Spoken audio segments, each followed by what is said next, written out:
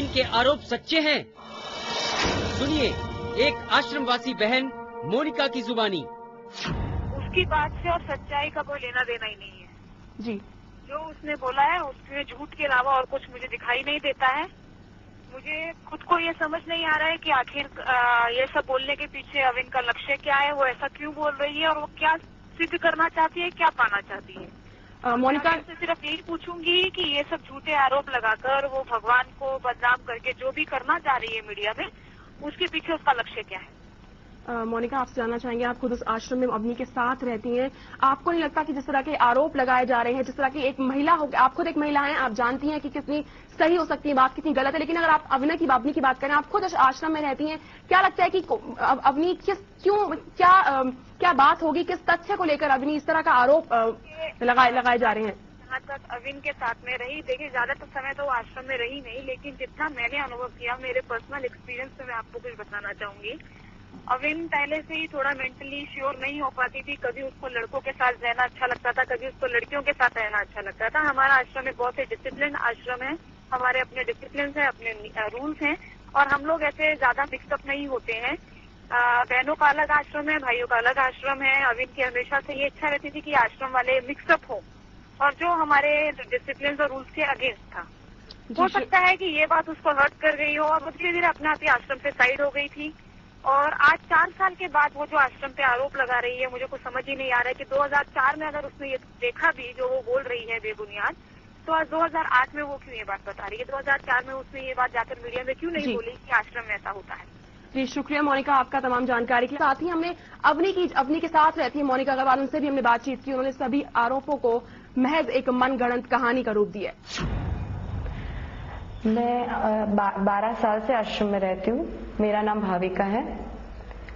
हम इतने सालों से आश्रम में रहते हैं, हमारे माँ बाप की परमिशन से रहते हैं, हमें खुद भी अपने जीवन से संतुष्टि है, हमारे माँ बाप को हमारे जीवन से संतुष्टि है।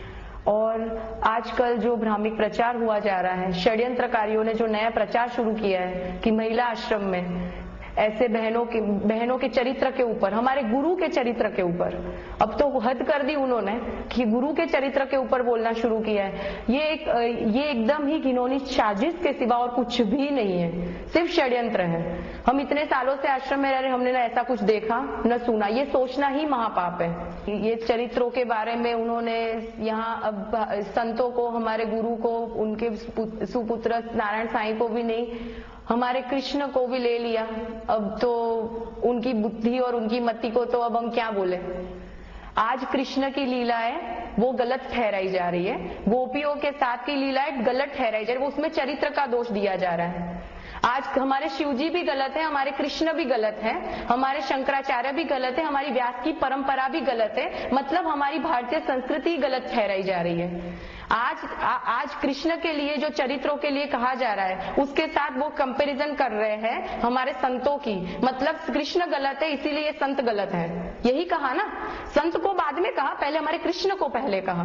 तो क्या ये समाज देख नहीं पा रहा है? ये सीधा सा षड्यंत्र उनका दिख नहीं रहा है आपको? अब देखिए कैसी बेबुनियाद और मनगढ़ंत बातें बताते हैं मीडिया संवाददाता।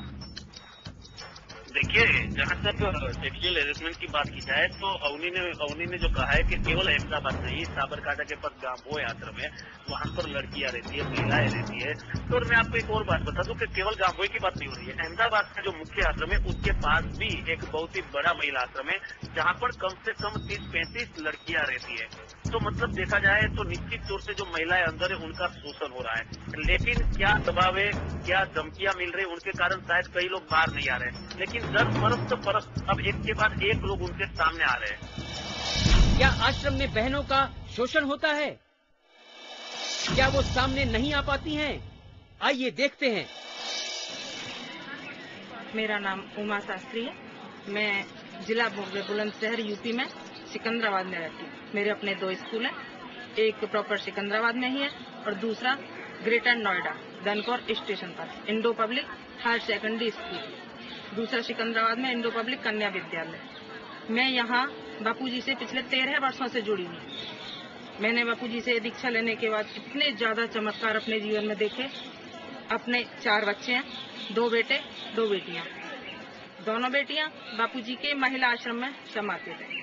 जब मैं सभी बेटियों को देखती हूँ, बापू की बेटियों को, तो दिल भर जाता है, क्योंकि मेरे अपने पास भी एक कन्या इंटर कॉलेज है, एक बॉय इंटर कॉलेज है। तो जब मैं कन्याओं को वहाँ देखती हूँ कि 4-5 घंटे में मैं कैसे कन्याओं को संभालती हूँ, तो मैं यहाँ देखती हूँ कि बापू ने किस ढंग से बेटियों को संस्कार दिए हैं, कैसे बेटियों को संभाला हुआ है, और किस ढंग से अपनी भी दोनों बेटी एकदम से बदल गई। जब मैं यहाँ अनुष्ठान करने आई तो मैंने देखा कि बापू जो दुनिया का भला करते हैं, उन पे कीचड़ उछाली जा रही है बेटियों को लेकर के। मैं और भी बेटियों की माँ से मिली, यहाँ औरों की भी मतलब माएँ थी, जो मैं भी अनुष्ठान करने आई, वो भी अनुष्ठान करने आई थी। चातुर्मास चलते हुए देखा कि हम बापू ने धन दौलत और सब कुछ तो बहुत दे दिया, अब तो केवल हमको कुछ करना है, साधना सेवा, उस ढंग से हम रुके। लेकिन जो कुछ सुनाई आता है, अखबार में पढ़ते हैं, तो उससे दिल घबरा जाता है कि ये कैसा हो रहा है, बापू की बेटी कैसे रह रही है, बापू अपने बच्चों को कैसे बना रहे हैं, लेकिन सच्चाई कहने वाला कोई नहीं है। पता नहीं क्यों इस गुजरात में इतना झूठ हो गया है कि सब कुछ झूठ ही झूठ, अंदर रह करके हम देख रहे हैं और सुना नहीं जा रहा कि क्या हो रहा है, क्या लिखते हैं लोग यहाँ के। कोई बात नहीं है, झूठ की आंधी ज्यादा नहीं चलेगी, लेकिन सोचने वालों से मैं कहूंगी, उस मीडिया वालों से कहूंगी, आकर के पूछो हमसे, पूछो बापू की बेटियों से कि क्या है सच्चाई। एक ने कुछ कह दिया और उसका अखबार में छाप दिया, हजारों से पूछो, लाखों से पूछो, किसी एक एक दो को पकड़ के कुछ भी कोई कह दे, तो ऐसे तो कभी नहीं करना चाहिए। आखिर को भगवान है, भगवान से जरूर डरना चाहिए। बापू तो जिस कार्य को कर रहे हैं, किसी के भी कहने से वो नहीं रुकेंगे। उन्होंने तो उद्देश्य ही लिया है, उस उद्देश्य को अवश्य पूरा करेंगे और वो उद्देश्य पूरा होकर के रहेगा। बाल संस्कार जगह जगह चल रहे हैं और चलते ही रहेंगे। बच्चों में संस्कार जिस ढंग से पढ़ रहे हैं, वो पढ़ते ही रहेंगे, उन्हें कोई नहीं रोक सकता। ये आंधी झूठी, ये तूफान, ये नहीं रोक सकता। बापू का उद्देश्य पूरा होकर के रहेगा। मैं उल्लासनगर से आई हूँ, मेरा नाम पुष्पा है, मेरी 4 लड़कियां हैं। 18 साल से बापू से दीक्षा लिया है, 18 साल जुड़ी, तो 15 साल से लड़कियां समर्पित है, 4 सीता, गीता, रेखा, रजू, 4 इंटर महिला आश्रम में रहती हैं।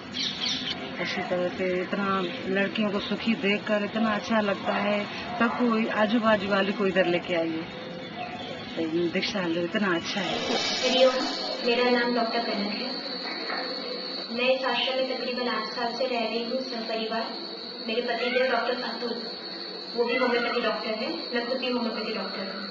Maximum girls residing in this ashram belong to well to do families, और इतना तो हर कोई जानता है कि किसी भी सुशिक्षित व्यक्ति को तो महिला फुसला के किसी रास्ते पे नहीं लगा सकते। और दूसरी बात कि यहाँ पे ऐसा भी नहीं है, जैसा कि बताया गया है, कि लड़कियों को या रहने वालों को कोई खाने का, पीने का, रहने ओढ़ने का कोई टुकड़ा।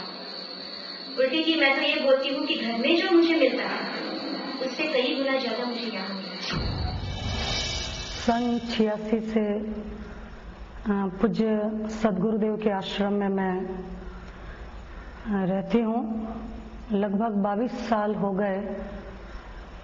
महिला आश्रम में सैकड़ों बहनें, माताएं और बाहर से हजारों लाखों माताएं, बहनें, साधिकाएं अनुष्ठान हेतु और मौन मंदिर की साधना के लिए इस आश्रम में आती जाती रहती है।